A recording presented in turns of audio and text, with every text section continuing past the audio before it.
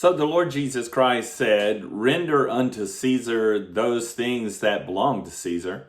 And of course, the context of him saying that was that there was a coin minted by the Roman government that had the image and likeness of Caesar on it. So we have to be careful about pushing that analogy further than Jesus, of course, wanted it to go. But then we have the Apostle Paul, Jesus's apostle, who writes authoritatively. He says, let every soul be subject to the governing authorities, for there is no authority except from God, and the authorities that exist are appointed by God.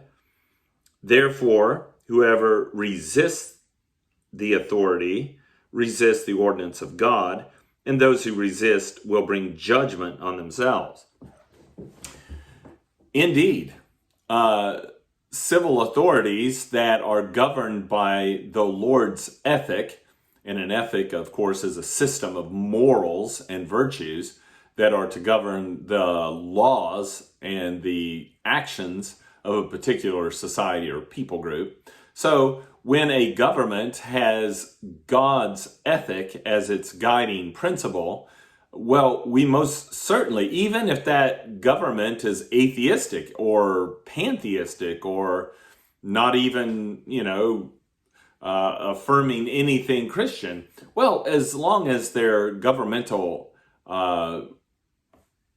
stance on morality and virtue is governed by God's ethic, whether it's intentional or not is not the point.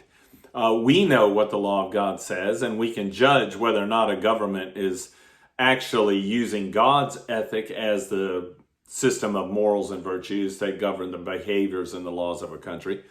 When it does do that, then by all means, we obey the government, the governing authorities, and we don't even worry about it. But that's not to be pushed further than it should. There will be times, and there are times, when Christians cannot obey the governing authorities because the governing authorities are in disobedience to God's own ethic. And when that happens, Christians, although we don't have to go into open revolt, we certainly do not aid and abet disobedience to God's morals and God's virtues that He would have us live.